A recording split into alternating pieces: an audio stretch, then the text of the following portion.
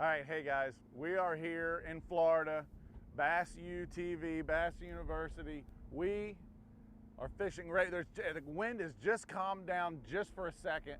We're gonna try to do a challenge today. We're gonna try to catch 5 bass in an hour. There is a massive front coming.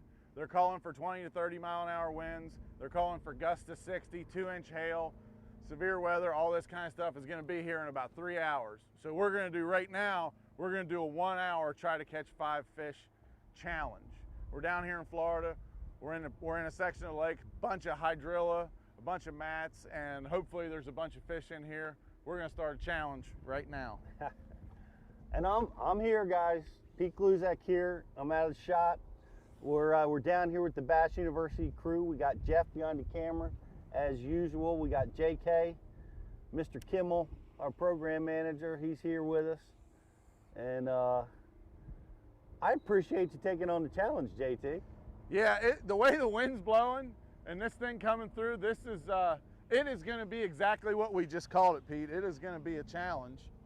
But we have got ourselves in this little northern section of this lake, and there's a lot of hydrilla, and ought to be some fish moving up in here, thinking about spawning, pre-spawn. Down here in Florida, that starts getting going about end of November, 1st of December, but it's to the point now where it's some of the times when these wind gusts come through, I mean, it's hard to stand up. And so it's gonna be challenging, but hey, here at Bass U, that's what we're about. We're about the challenges and learning how to fish, so that's what we're in. Stay in the boat with us, man. And that's it, we want to, when you go bass fishing, and one of the cool things that really JT is, has got a pretty advanced knowledge of this area, and really the wind has made a lot of parts of this lake unfishable, and like almost all of it.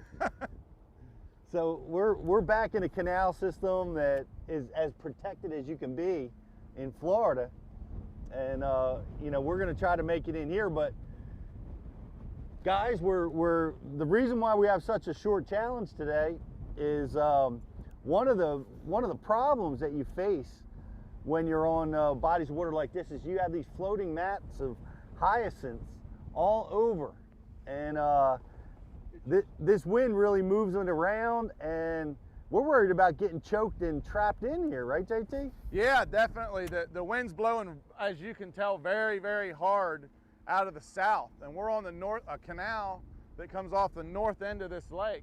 And when these big floating islands and stuff get blowing around, they can choke off some places, and this is one of the places they can choke off. So we probably really shouldn't be in here, but we are, because it's really the only place that we could fish to try to come live with you guys. So the main part of the lake, it's just giant white caps and everything else. So we kind of snuck back in here. We're taking a risk for you guys to bring you live today. We might be stuck out here all night. Dude. But the thing is, tomorrow the wind's supposed to blow just as hard, but out of a completely different direction. So worst case scenario, if we get stuck in here tonight, we'll be back out by morning, so don't worry about us too much. If you guys want to see what we're talking about, go on the Weather Channel, or the Weather Channel app, and you can see the line of storms coming at us. What part of Florida? We're near Ocala, Florida? No. We are in between Palm Bay and Vero Beach. Okay. And you can see that line of storms. It's extreme to the west of us right now, and our forecast says we've probably got about a 3 or 4 hour window here before that storm's on us. It's got some bad tornado warnings and whatnot. So we're playing it as safe as we can. We're in a protected canal system, and we're going to get off the water here long before that storm ever hits. But these are, and JT, we were talking about this stuff a lot. Florida bass, Florida strain fish behave a little differently, and on these prefrontal conditions, on the northern strain, sometimes it can really activate a bite. But no, it for sure does, absolutely. But like you were going to say, Pete, these Florida strain fish, a lot of times these frontal conditions and they don't like this. Florida bass like good weather. They like sunny, you know, they like stable conditions. Kind of like you. Yeah, I do. I like things nice and stable. Probably because Florida bass like things nice and stable, and I like to be able to catch them. So, but luckily, most of the time down here in the winter, we have stable weather around this area. But just happens to be that, of course, today when we want to do this Bass U thing, that it's not. But we're gonna make the best of it. I'm working, trying to use a couple of different techniques here and try to figure out a way to try to catch 5 keepers in an hour. So I'm gonna keep working this hydrilla in this canal for right now and see where we go.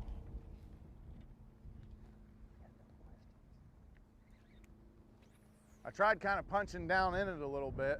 The punching in it, it's really difficult right now because the wind is compressing all that hydrilla together, and it's really hard to get the bait to fall down through it. So I'm gonna try this Grass Wizard jig on the outside edge a little bit. See if I can't get something kind of hanging off that edge.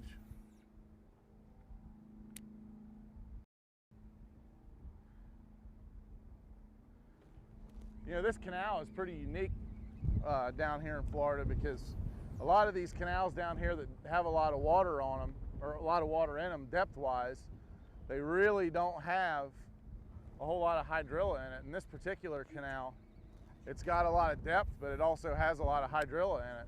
We don't really see a lot of deeper hydrilla much in Florida. But this canal has it. This canal's got hydrilla 5 or 6 feet deep. So it's kind of unique. There's one of our local lizards up there on the mat. Just a little baby alligator. Is he out? He's right there. Just a little yeah, guy. There he is. Look at that alligator right there. He's just a little awesome guy. I didn't even see them. They're so good at camouflaging. And you know, usually in these frontal, you don't usually see alligators. No, you don't see them very much at all. That's a beautiful animal. Well, hey man, one of the reasons why we're here with you today, and we're here to like celebrate, and you know. I love celebrating, Pete. You're not gonna celebrate till we get this challenge covered. But you're starting a whole new chapter in your career, broadcasting with the MLF this year. Yeah. If you survive today, right. That is. It's not that it's that bad, it's the standing on one foot. If I was standing flat-footed, I think I'd be okay. I could make it. It's the 1 foot challenge. Trying to run a trolling motor at the same time. No, yeah, definitely. I'm sure a lot of people know, but maybe everybody doesn't. I kind of hung up the fishing rods, at least at the tour level. I'll never hang up my fishing rods.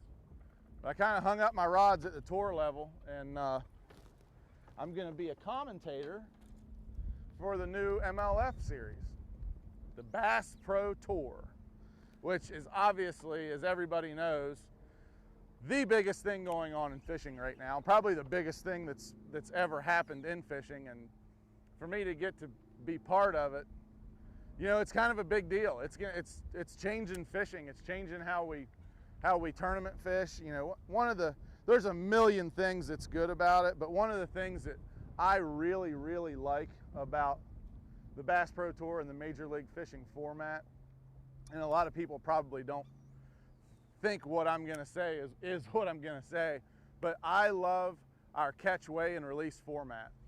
This is just my opinion, but I think in our sport there's more delayed mortality in normal tournaments than most of us think. That's just my opinion. I don't have scientific knowledge, you know, about that, but I just really like the fact that in Major League Fishing and in the Bass Pro Tour, we're going to catch them, weigh them, and release them. That's conservation is very important to me, and I love getting more people involved in the sport. But at the same time, we have more people involved in the sport. We have to be able to conserve our resource better, and I think MLF is just leading the pack at being able to do that. So for me to be, you know, asked to be a part of that is a real special thing to me, and it took some thought, but not a whole lot to get to, you know, be a commentator and color analyst for the, you know, for their live streaming and all that. And I'm excited about it. It's going to be a lot of firsts. And what I mean by that is there's just, it's the first time that, a new circuit started and just all the best people just immediately went to it. There's going to be a first-time winner. There's going to be a first-time angler of the year.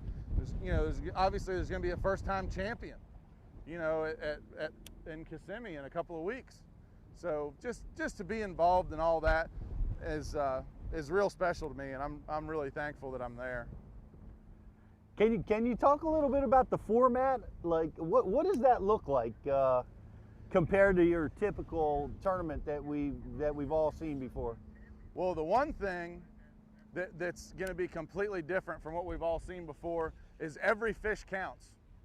As long as it weighs 1 pound or more, every fish counts. And I think, personally, you're going to see some of the greats, Van Dam, Ike and Ellie, some of the greats are still going to be some of the greats, but I think you're going to see different guys becoming, some more household names, if you want to use that terminology. Some guys like that I think were maybe more astute at catching, had themselves astute at catching numbers of fish to make sure they got a check rather than trying to win all the time. I think maybe some of those guys, that were guys that got checks all the time, but maybe not necessarily had won a lot of tournaments. Their style was, catching a lot of fish and making sure they caught 12 or 14 pounds a day to get a check. I personally think that you're going to see some guys like that are probably really going to be able to excel in this format. And one of the things that I'm most excited about being a fan of the sport, most excited about for me, is watching how guys change their style of fishing. Obviously a big fish is still a big fish. You catch an 8-pounder, you're still getting 8 pounds of scoreable weight for it. But you can also catch 8 1-pounders and get the same. So guys are gonna have to a little bit change the way that they fish. And that's gonna be one of the most exciting things for me, is to be able to watch guys, and they've had their style of how they fish their entire careers, and now they just gotta change. Now it's like, that's not gonna work anymore. You gotta do something else. I think that is gonna be awesome. Watch the guys that do adapt and do change and excel at it, and maybe some other guys won't adapt as quickly and maybe won't be as dominant as they were before. Like, I think all that's just going to be really exciting. We got another big gator up in front of us down here in the canal. That one's a little bit bigger. A little bit bigger. He's waiting for one of these wind gusts to knock me off this boat so he can have some dinner. But he is. Hey, but me and him's gonna fight if that happens. You hear me? He's big, but it'd take him 4 or 5 bites to get the job done. Yeah, he's a decent sized one. He's not giant. He's decent. Well, the format, like, there's 80 anglers in the MLF. Right. Are they? I've heard that they're breaking up where the 40 are going to compete. That's correct. How exactly is that going to look? So they're going to have 40 anglers. There's 80 anglers, so there's going to be 2 groups of 40. So you're going to have Group A of 40 anglers are going to compete on the first day of the tournament. Then you're going to have Group B of 40 anglers is going to compete on the second day of the tournament. On the third day of the tournament, Group A is going to come back again, and those 40 are going to compete. And then on the fourth day, Group B is going to come back and compete again. So basically, all 80 guys have competed for 2 days in their own respective groups. And then once that happens, there's going to be a cut, which we're going to cut from Group A and Group B of 40 anglers, we're going to cut them in half. So we'll get 20 and 20. So on the 5th day of competition, we'll put those 2 groups of 20 together. So there'll be a total of 40. Those guys will compete on the 5th day of the event. And then we're going to take, after that day, we're going to take the top 10, and they're going to go to the championship round, which will be the 6th day of the tournament. Those 10 guys are going to go to the championship round. Their weights are going to be zeroed, and that's going to be for all the marbles right there. So it's a lot different, but once explained, it's really not that difficult. You know, you start out with 2 groups, you narrow them down to 40, then you narrow them down to 10, and away you go. I think it's a great way to do it. It's going to be interesting. Everybody loves watching, you know, the MLF. It's an exciting television format. It sounds like an exciting format that they're going to be introducing here. I know a lot of people are going to look forward to seeing it, myself included. I just want to give a couple shout outs to folks watching us on Facebook. Shane Johnson wishes he was here. Robert, Tanner, we're trying to catch one for you. I don't know who wishes they were here right now. It's hard to stand up. It is hard to stand up, but hey, a lot of people are watching us on their lunch break, and we appreciate you guys being with us. I know you guys wish you were here, no matter what the condition, and we're glad to have you. Bill, Jason, Fred, Gary. Question from Paul. Ask JT trigger, release or back tension. I don't know what that means. I can't even hear you, what you said. Don't worry about it. We'll Gotcha. Here's a good question from Frank on Facebook. How do these conditions change the way you fish? Well, Frank, I'm actually just trying to get a bite right now. It probably doesn't really look that bad right now because we're back in a canal because it's the only place that the boat wasn't rocking back and forth and we could even share this live feed with you guys. But I don't have a whole lot of experience in fishing in wind that it's very hard to stand up in. So I'm kind of I'm going along. There's some matted hydrilla. I'm punching down in it and I'm picking up a jerk bait, jerking on the outside of it.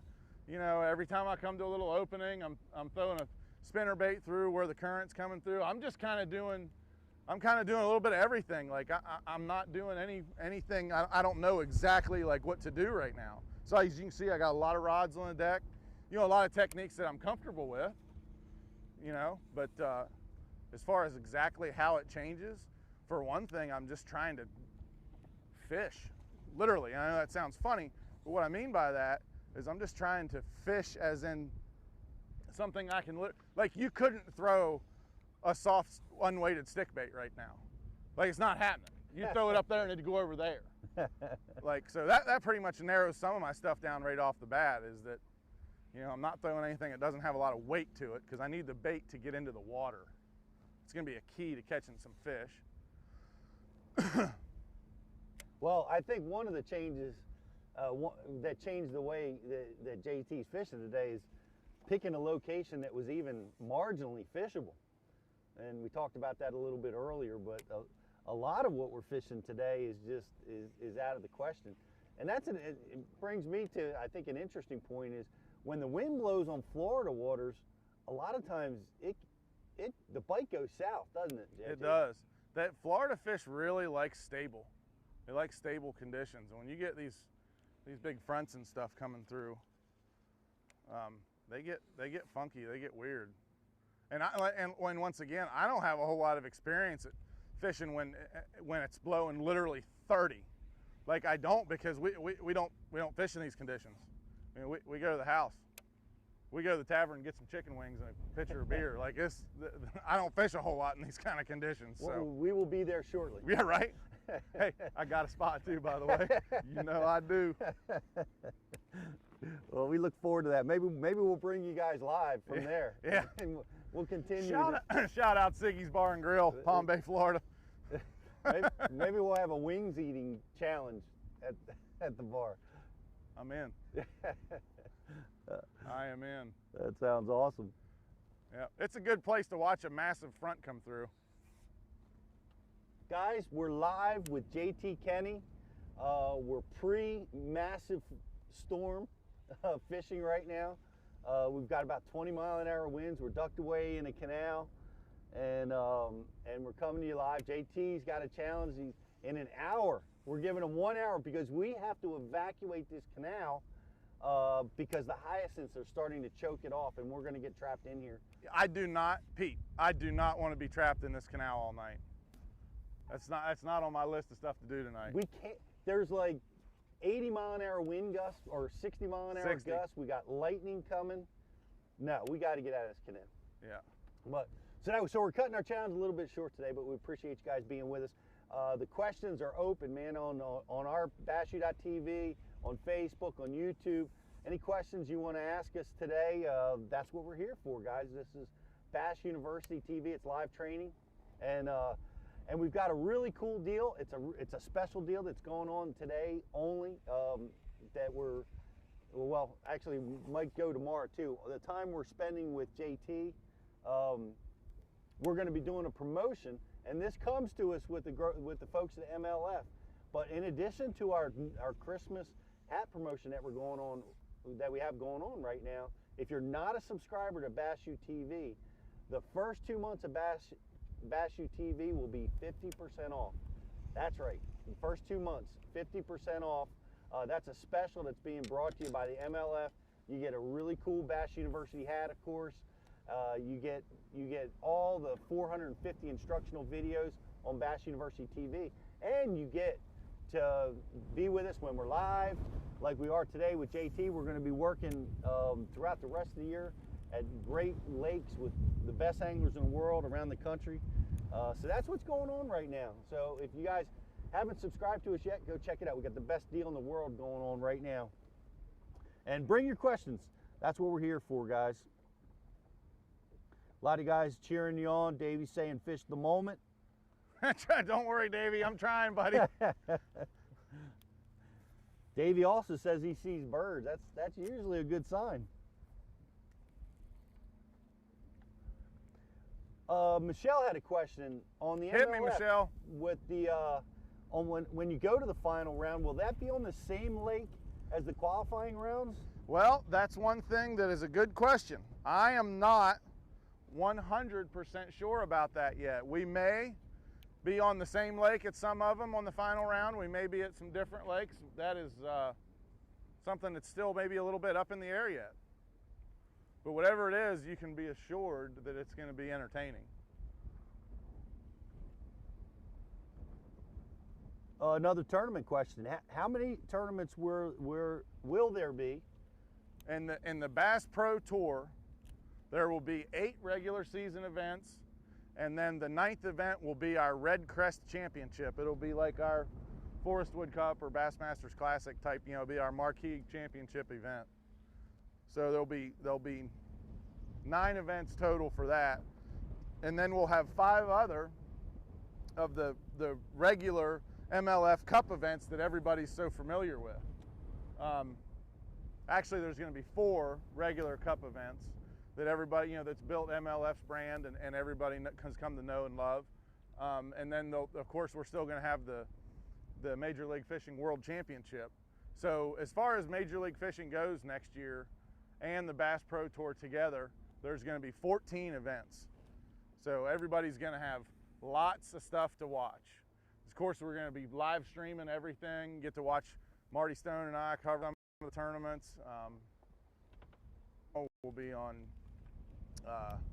Outdoor Channel. I'm not even sure what all the networks we're going to be on yet, but if you want to watch Bass Pro Tour or Major League Fishing, you are going to have no problem being able to find it in 2019. I can assure you of that.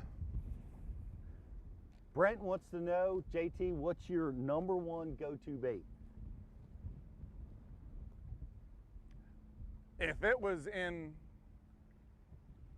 Florida, it would be one bait. If it was every place else in the country, it would be another bait. Every place in the country except Florida probably would be a jig, just for the straight up versatility of that guy. You can fish him in 6 inches of water, you can fish him in 40 feet of water, you can swim it, you can hop it, you can pump it, you can thump it, you can do whatever you want. You can drag it, you can do anything. So I would say a jig with a variety of different trailers on the back. Cold front conditions, I really like to have something that just kind of glides.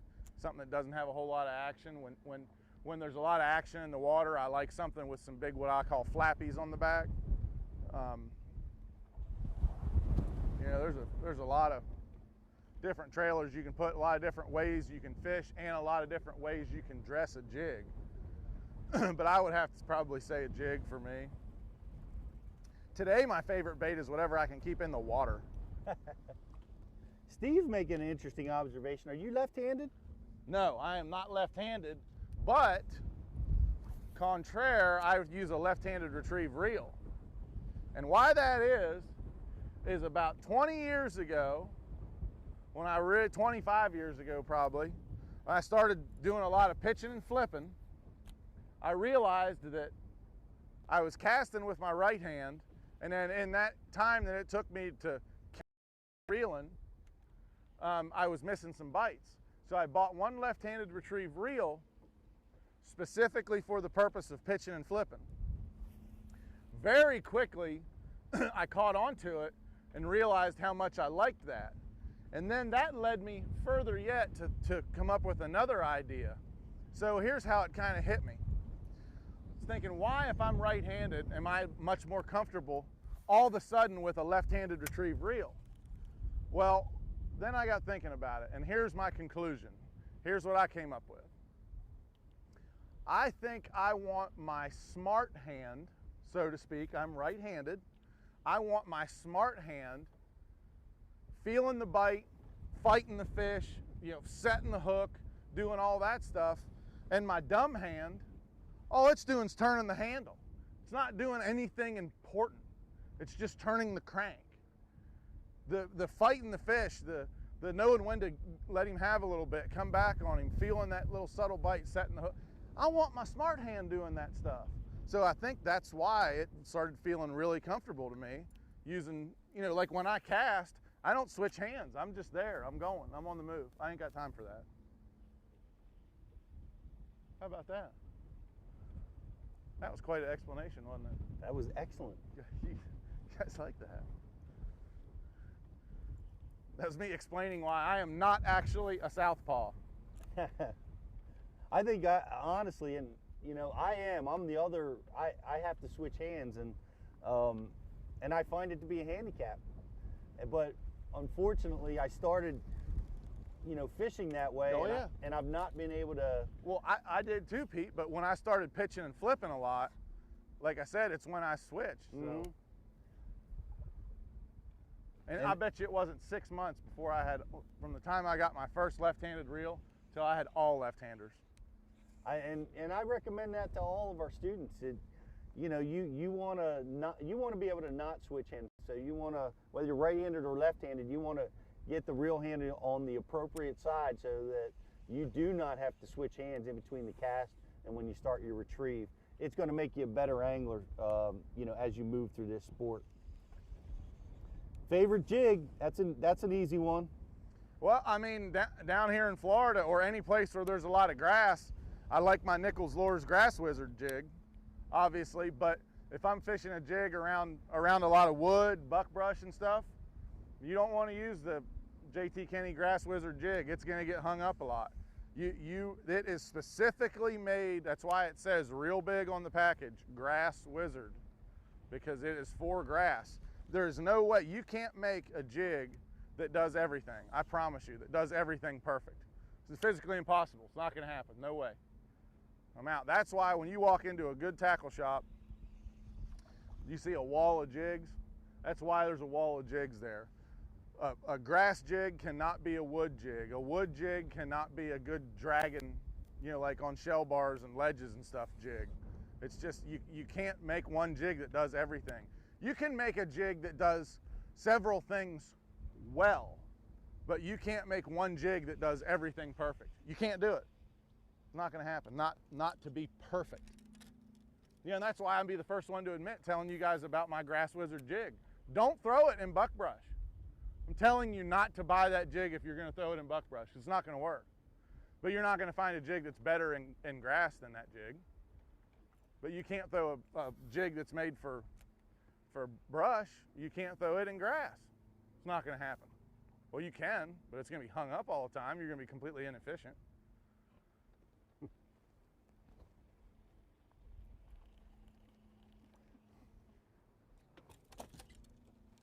Yeah, I know. Some ridiculous comments coming in. Paul Benson says he always prefers to switch hands. I'm not sure he's talking about flipping or pitching. I don't know what he's talking about. Right. That guy's a pistol, huh?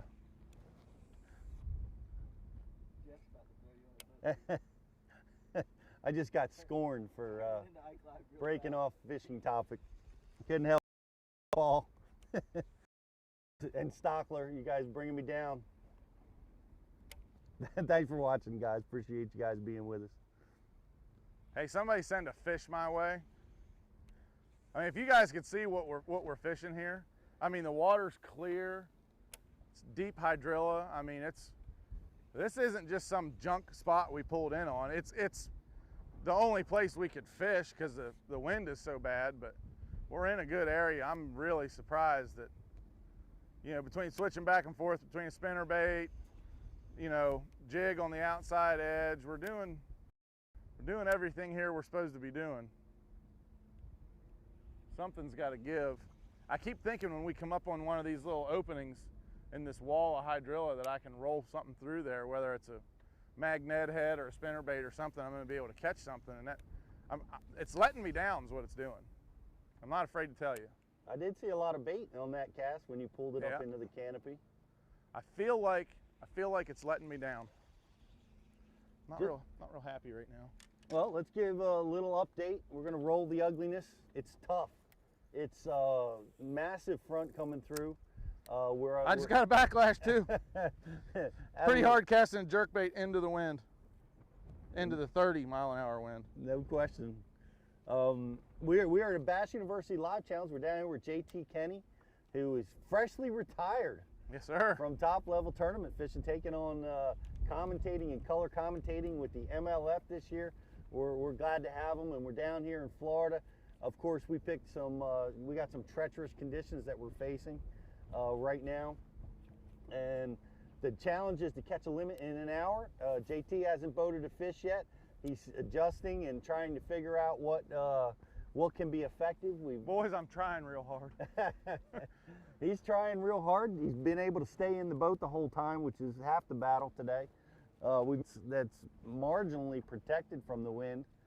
And just to give you guys an update there too, we're going to be cutting this off in an hour because we're heavily concerned that with this wind blowing like it is, the hyacinths, these big mats of water hyacinths are likely to choke off the canal that we're in.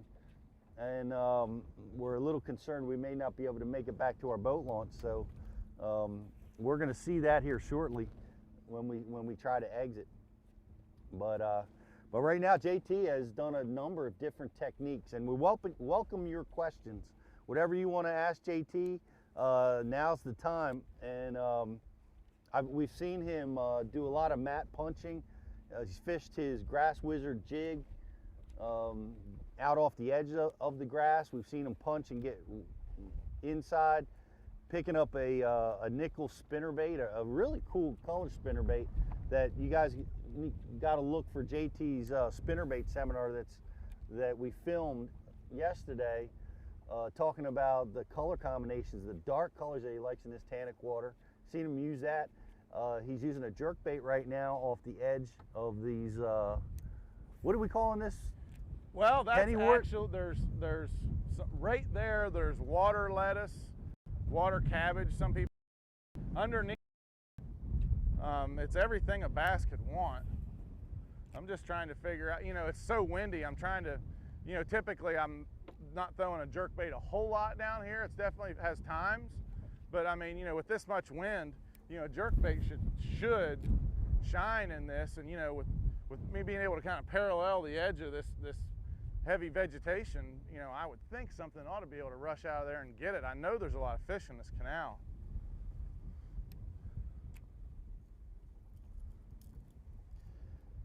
They don't seem to be wanting to play with me right now, though.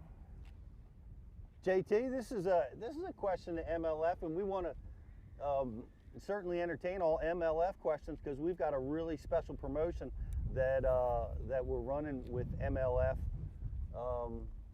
You know, we're going to be at 50% off for your first 2 months of Bass University to subscribe to Bass University, as well as give you a hat. This is a special deal. We're featuring JT Kenney today, who is fresh off retirement, going to be working as a commentator with MLF. And the question is, man, JT, why retirement?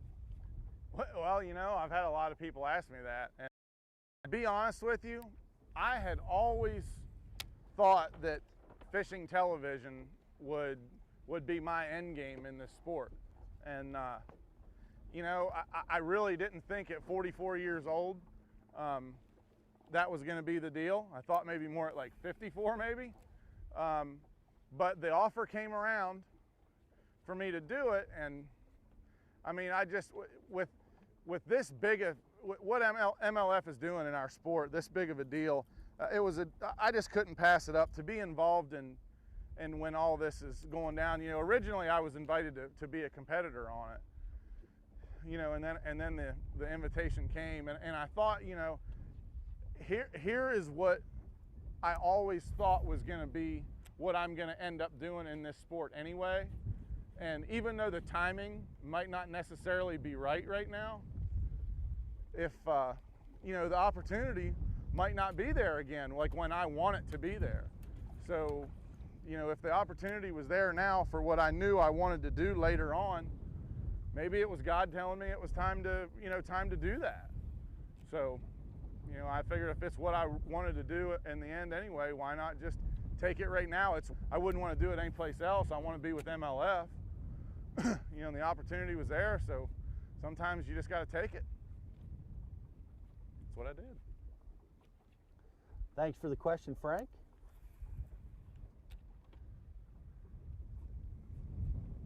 Like these fish, they're supposed to take it.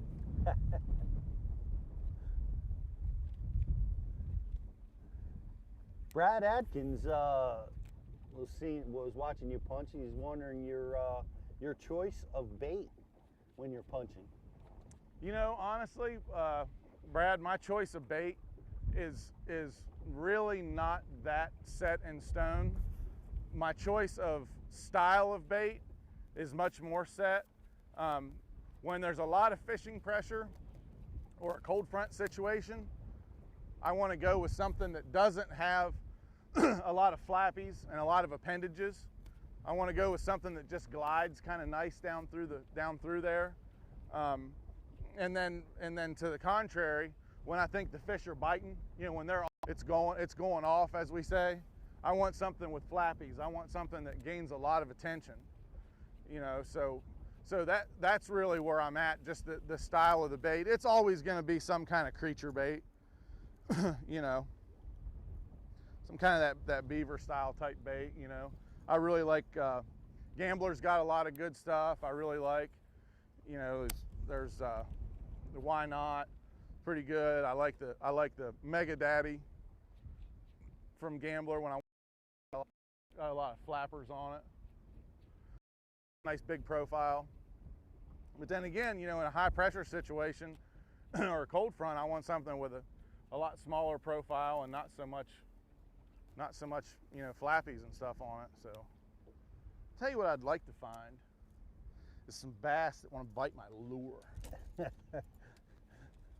Well, Steve Shores is cheering you on. And Mark Nelson asks, why wear a mullet? Well, it's kind of old school and I like it.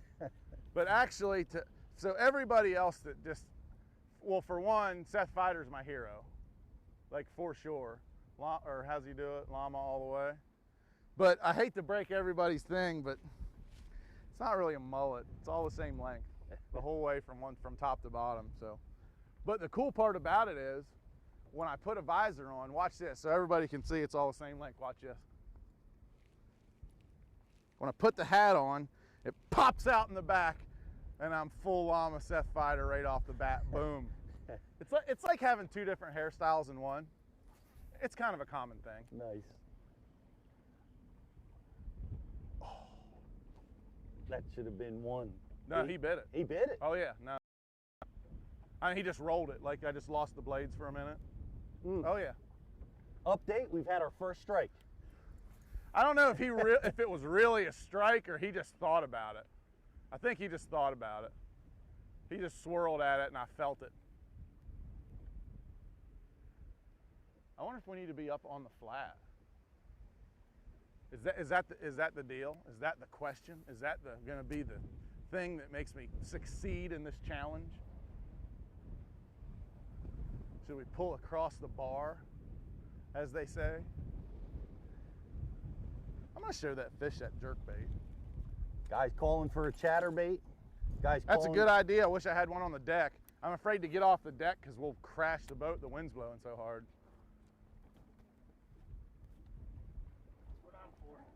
We got some help. We got Justin Kimmel. He's maybe coming into your shot here a little bit. He's hunting a chatterbait. There's one in the middle rod locker, should be. I know where it's at. Llama.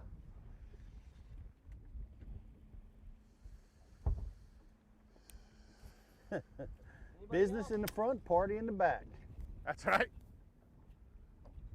Only with mine, since it's the same length, am I party in the front and party in the back? It's your style. Hey. That's all you, JT. Come on. I mean, somebody's got to give me something there. You're all about the party. Well, I love to party. I like my Jesus to party. I like everybody to party. Oh, you guys are calling it, man. Shout out to who was that? No, I don't know. I'm just, dude, wind and chat. I don't see why that wouldn't work. Chuck Collins. Jackson on the chatterbait, Chuck. We're going to cut that off and mail it to you. We will, too. Somebody else was calling for a chatterbait earlier, too. Call it out, boys. Trim me up there, Pete. Lucas wants a 10-pounder. Good luck with that. 10-pounder, bro.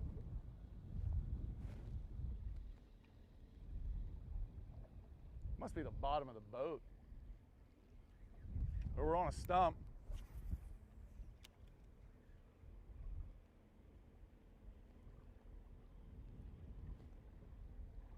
We are up on the flat. Stump. Yeah, somebody move to the front so we can continue.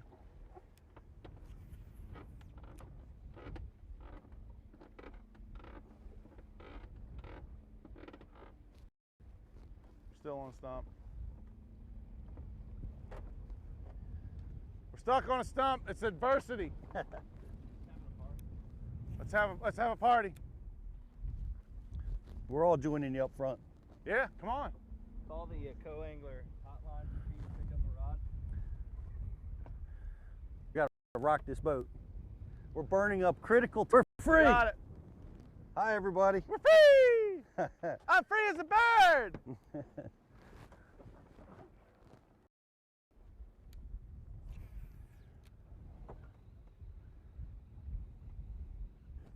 Woo, don't they? The weather's telling us they do.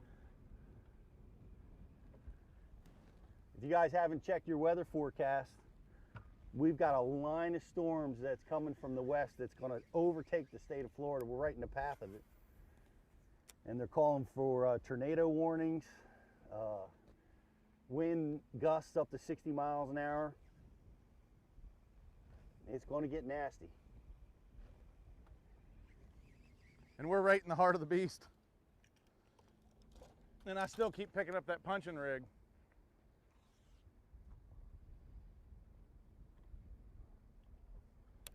We've got some other lure advice from Scott Joseph. Hit me, Scott. He suggests a bobber, a worm, and a beer. Nice. I like your style.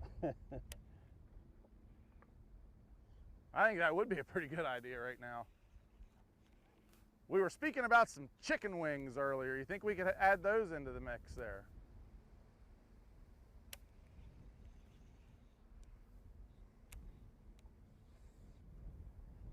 Look, Steve, smart move. He's ordering a left-handed reel after your nice. your explanation. He thanks you for that. We Give thank it a you try. for watching, Steve. Give it a try.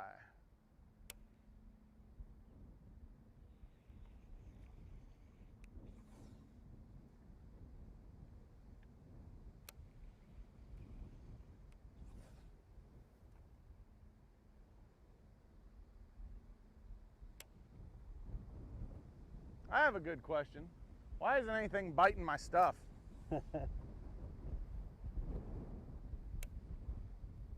Here's a question on Harris chain. I know I'll be fishing the Harris chain in a few weeks, but what's your favorite lake during the spawn on the Harris chain? One I can stand up on without the wind. Your competitor asking that? It may be. That's all right. I'm not scared. Oh, I'm not scared. I'm just trying to not fall in. What was the question about the Harris chain? What's your favorite lake during the spawn? On the Harris chain of lakes. That's right. Griffin. Griffin's my favorite lake regardless. I just had a lot of good luck there. It's got what used to be the only one that had a lot of offshore grass in it. And then last year Harris chain had a lot of offshore grass in it. And then I heard now that they sprayed all that grass. So I haven't been over there physically myself to see this said structure of events, but it seems to be what everybody's saying. So, but yeah, I definitely like Griffin the best.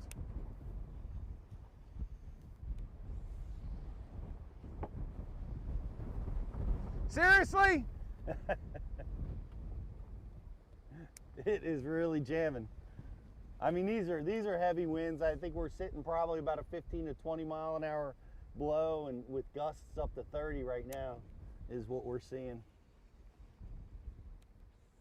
Well, I weigh 235 or 40 pounds, and it's trying to blow me over, I can tell you that. And I'm not any easy blowover. Davey Harris suggests a spy bait in these conditions. Yeah, that sounds like a great idea. Let me get on that.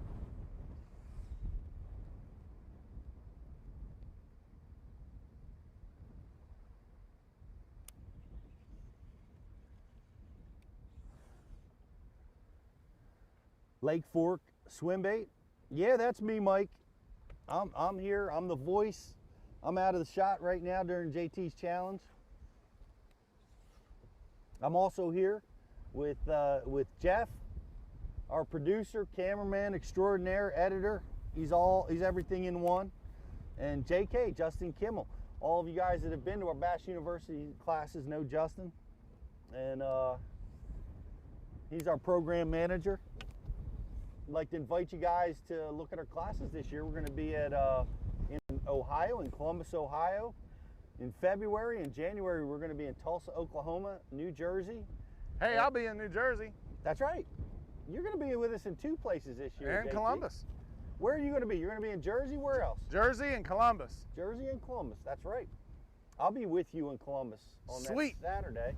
Me and the dean get to drop knowledge bombs together. We will be dropping some knowledge bombs. I'm going to have to get me a llama mullet going. I think I have enough time to get that done. Is the llama going to be with us anywhere this year? Is Seth? Yes, Seth is going to be in New Jersey. As I'm looking at Justin for that information. He knows it all. I get to hang out with my buddy, the small camel. I will be in New Jersey. No, we're going to have the whole gang. I think that would be a pretty fun one for some people to be. That's the one, guys. That's January 12th and 13th. That's all right, just so everybody knows right now, this will give a reference to all those fishermen out there. I got a 112-pound thrust trolling motor on 8 facing into the wind, and we're not moving. So that just tells you what kind of wind we're in right now. We can kind of hold, I can hold on 8 with a 112. Sweet. Mike Soul telling us there's tornado warnings on the West Coast, Fort Myers. Thank goodness we're not over there. Wishing us safety over here. Appreciate that, Mike. I appreciate that very much. Yeah, we're not going to be out here all day in this, I can tell you that. We're watching, we're out here joking around, but we're watching that line very seriously as it's coming across the state on the radar app. I can promise you that. Here's an interesting question from Fred Duran. And I noticed this too, a lot of, when we come down to Florida, I noticed a lot of the local guys like to use that hand-controlled motor down here. I've noticed that too. Have you ever used that, or do you? I don't you know why. prefer foot control? What's your? I've never used a hand control. That looks awkward as hell. Yeah, I don't have any idea why that is. I guess they're trying to give everybody else a chance. It's the only thing I could think of. Well, what I thought was, and I don't know this to be true because I've never really interviewed anybody about it, but I felt like in the heavy grass scenarios, there would be a lot of torque on the foot control, and guys would struggle with that, so they like the hand. I could buy that. Control a little bit better. That's what I thought, but like with the Ultrex like you're using, boy, that torque is gone. Yeah. Out of the motor now, so you know, I don't know. I certainly do prefer the foot control. I know there, you know, still a lot of people down here liking to use the hand control, but you don't see it as much as you used to. Is that true? Yeah, you don't. You still see it, but not nearly what it was 15 years ago, for sure. Great question.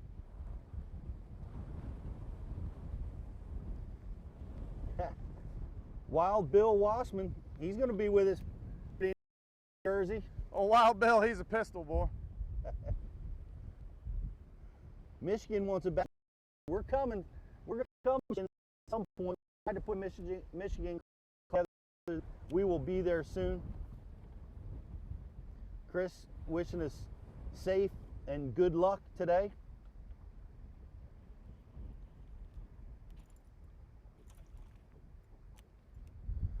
Art wants to know, what size weight do we pitch in the thick stuff? Most of the time in thick matted hydrilla, I'm using 1.5 ounces. There are times when you should use heavier ones, Canal maybe, but your hookup ratio, when you go to those much bigger weights, anything over 1.5 ounces to me, you do punch down through the mat a little better in some thicker mats, but you lose your ability to really hook a lot of those fish. With that big a sinker, it's very difficult to get a good hook set in the fish. So the first thing I'll do is start pitching the bait straight up and using that momentum to carry it back down the mat. But it's your hookup ratio just almost goes away at a 2.5 ounce. You know, and they make them, Rains makes a 2.5 ounce weight, but you're not hooking hardly any of them. You'll get plenty of bites with it. It's not that you won't get bites. Bites aren't the problem with the big weight. It's landing them, and I mean, and just in my opinion, the 1.5 ounces is the biggest you can go, and still have a real good chance at hooking all the fish.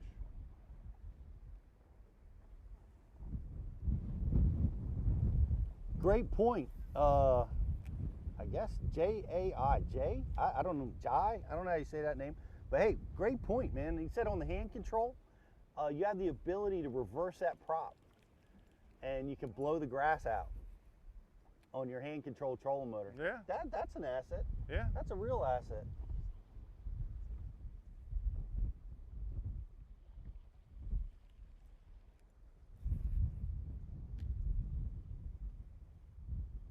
I use that TH Marine grass goat, and it seems to work pretty well. It's a brand new boat. I actually don't have it installed on this one yet, but it's sitting in my garage ready to put on. Just kind of haven't got around to it last few days, but that kind of alleviates a lot of that grass getting caught up on there too. Just the grass goat kind of takes care of it just right off the bat.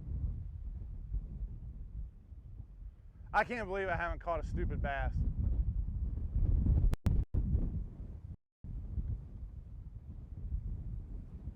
Silly, silly fish. We got Michelle R. She's IMing over on bashu.tv. Appreciate you being with us. Every day she takes a day off, she gets these kind of conditions too. Oh. Isn't that always the way? Seems like it, doesn't it? We got a whole crew, traveled 1,000 miles. Come down to some of the best fishing in the world. The best fishing in the world. And we've got some lockjaw going on. Thanks for watching us over there on bashu.tv. I want to invite all you guys that have not subscribed to Bass U TV. We also code is MLF50, and it's going to give you access to our IM board. It's going to give you access to over 450 instructional seminars by the best anglers in the world, and it's also going to give you access to all of our live programming that we're launching in 2019. You're not going to want to miss that. So it's a great time. We also throw in a Bass University hat and lots of other cool stuff. Come on over and join us. Join the party.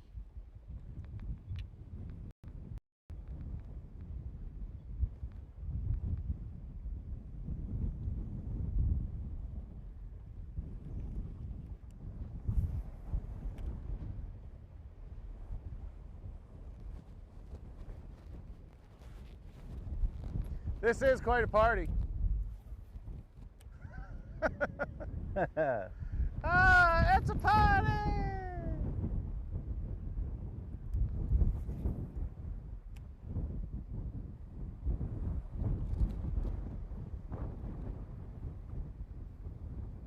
I keep thinking something's going to happen up on the flat. BTC is accusing me of that I would attempt to be dead sticking a Senko in this condition. Yeah, that might be a good idea, a good game plan. Takes a lot of skill to dead stick a Senko in this does. condition, BTC. Not for everybody. Yeah, it's not for everybody.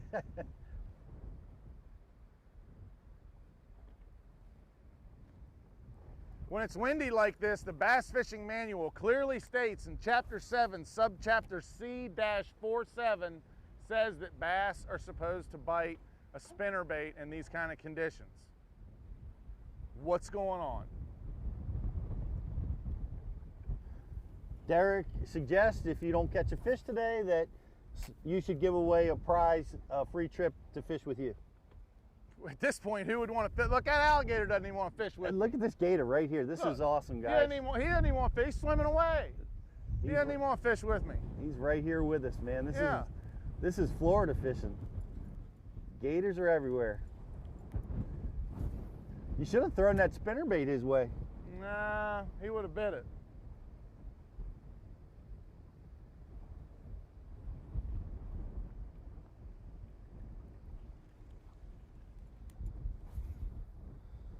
Mike's suggesting put the boat on the trailer and head to the bar.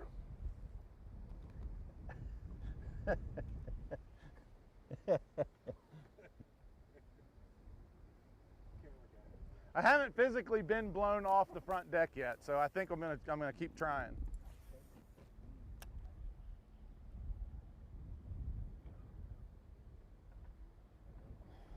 Here's a couple guys calling for a lipless crankbait. Yeah? Not a bad choice in a front No, situation. it's not actually. I think Pete wants you to throw it. Problem is, JT doesn't have a hook on his. Yeah, my hooks are missing. Well, when you're that talented, you don't Well, I got necessarily back hooks need all on the it. hooks.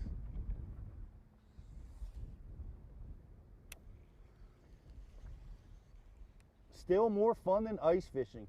And BTC reminds us that it's 45 degrees where they're at, and the front's just getting there. It is a treat to be down here in Florida. I'll be honest, to get out, you know, off the plane at the airport, and you don't need a jacket. It's pretty awesome.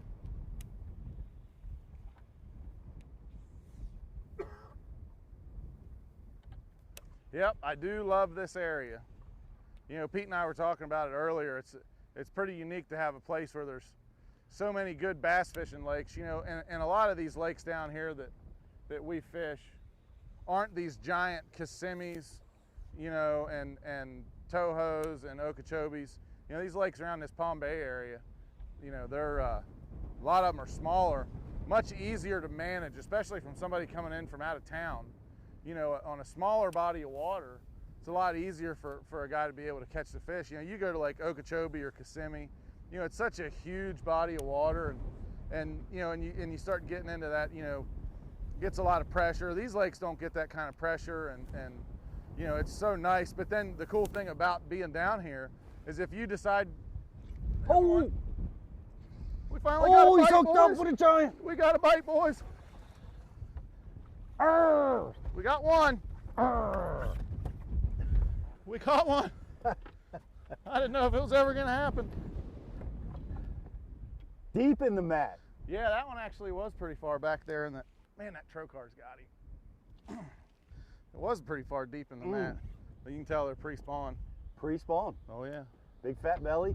That's a beautiful, healthy Big looking fat Florida bellies, look. strain. Big fat bellies. It's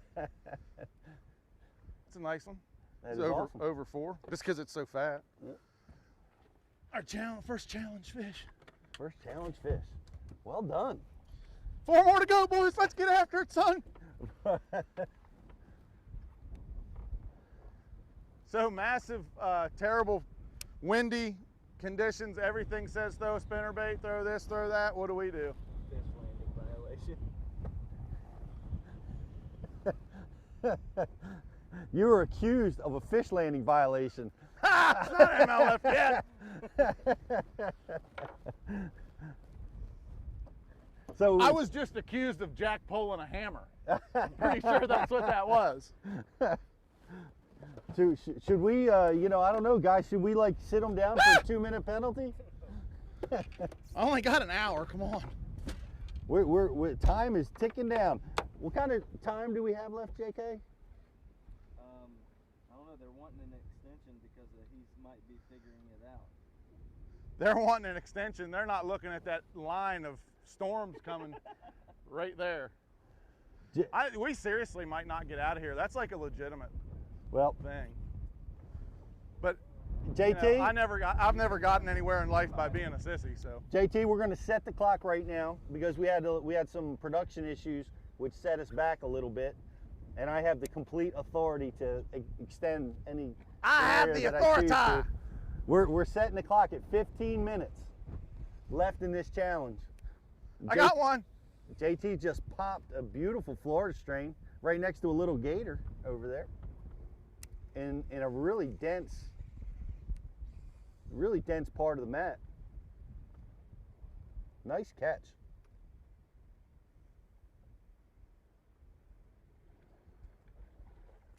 Bill's got a great question about the spawn because we get this question a lot. He's heard that bass spawn, you know, throughout the year, even in Florida. What is your take on the spawn? I don't know about throughout the year, Pete, but I have seen fish, and Okeechobee more so than any place else, but I've seen fish on the beds in Lake Okeechobee in October, and I've seen them on the beds in Lake Okeechobee in May.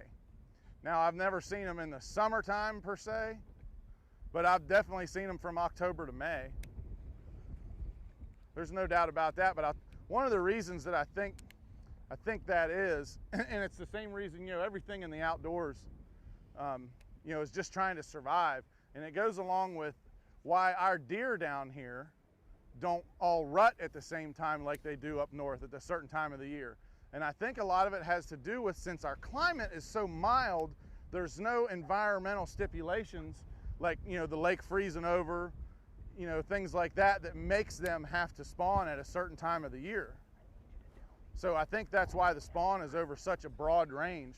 The only thing I've found that down here that triggers spawns, and you know, the biggest spawns I see down here is in January and February and March. But what tends to trigger them, believe it or not, is cold fronts. And what it does is the cold front cools the water down, and then when it starts warming back up on the other side of the cold front, that's when they tend to spawn, when it's warming up. They don't spawn during the cold front, but when it warms up on the other side of the cold front, that tends to be when these spawns get triggered. So it's funny, I like to say that a cold front doesn't necessarily make them spawn, but it sets up the spawn.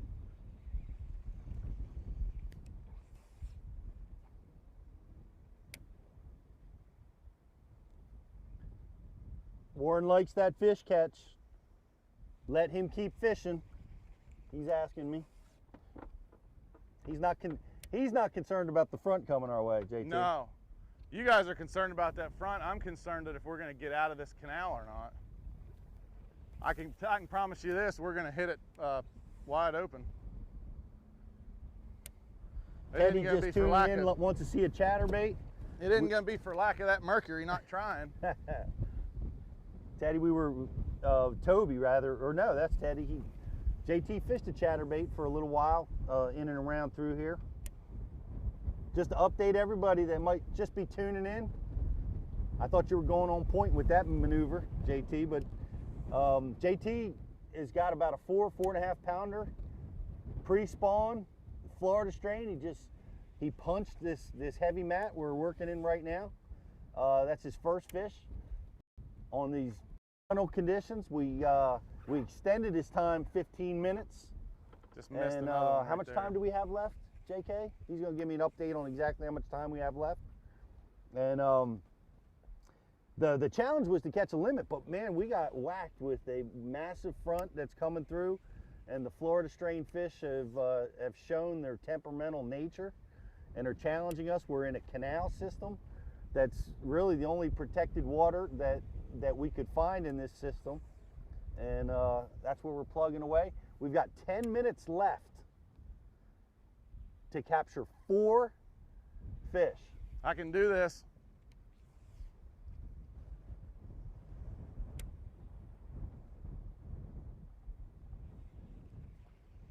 I've seen so many times down here where you hit a little stretch that they're in, you know, and doom, doom, doom, and just catch them real quick. Matter of fact, a lot of the tournaments I've done well, you know, down here in Florida, a lot of them have come like that, where you've had, you know, an hour and a half of flurry, you know, and then the rest of the day was pretty flaccid. So, you know, you never know when they can just, you hit that one little, I think there's a lot more fish than really, you know, are biting. Like, I'm sure we've passed by a lot of fish. You just gotta pass by one when it's, I don't know, either hungry or maybe it just swatted at a bluegill or a minnow and missed it and it's ready to feed. You know, I think there's a lot of that involved in this stuff too that we don't give ourselves enough credit for.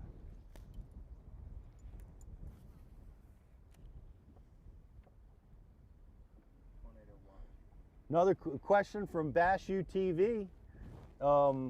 If you had to choose between a shallow water anchor or trolling motor with spot lock, what do you pick? Wow, that's tough. They're both a great tool, and when used in conjunction with each other, they're even better. So, I mean, I don't know. That's like trying to tell me to choose between beer and chicken wings. Like, they're both absolutely awesome. Like, I don't feel comfortable answering that question. That's like asking you the difference between a honey bun and a frosted donut. You know, like, they're both really good. Like, how do you choose? That is a tough choice. It's like saying a blonde's better than a redhead. I mean, how do you know? How do you know if you haven't met either one of them? Hell, maybe they're both nice girls. You don't know. I don't like that question. That's a good answer. Tim Hancock, get out and live to fish another day. There's an update, JT. We've just been announced that we've got tornado warnings in our area that we're in right now. I can see why. Which is a pretty concerning scenario. I think we may have to call this right now. I don't like seeing that, and I don't want to put you or anybody else in danger. We weren't expecting that until many hours from now. But it's supposed to be till like 5 o'clock. Yeah, it looks like things have ramped up a little bit, moved along a little bit quicker. So everybody, by the way, everybody likes your Ranger, JT. Sweet. They like your boat without the carpeting. Yep. The coastal model. They're all liking that. Yeah, it's so much better than carpet. I've only had it for a few weeks, and I will never have a bass boat with carpet again. I know a lot of my buddies, even guys that live, you know, nowhere near the coast, are starting to order these boats. And of course, I got mine with an aluminum trailer, so I could put it in the saltwater, living this close to it. But there was a lot of guys that ordered this boat with just a regular trailer instead of the saltwater trailer, so it's getting pretty popular. JT, I'm gonna pull the plug on this production. So I want to get you home safe. I want to get we can live to play again tomorrow. We'll try again, and let's wrap it up. I think it was awesome fish catch. My one, only one, but I caught the hell out of that one. that was an awesome catch. Appreciate all you guys being with us live. We're gonna get everything packed up and get out of here, get back safe. Anybody in the Palm Bay area? Ziggy's Bar and Grill. Yeah, about 2.5 hours. Chicken wings. We're headed to Ziggy's. Frank, by the way, mentions that redheads are the choice in your previous answer. Okay. But perfect. We thank all you guys for being with us. We're out. Bass University Live. We are out. Thank you guys. Probably not.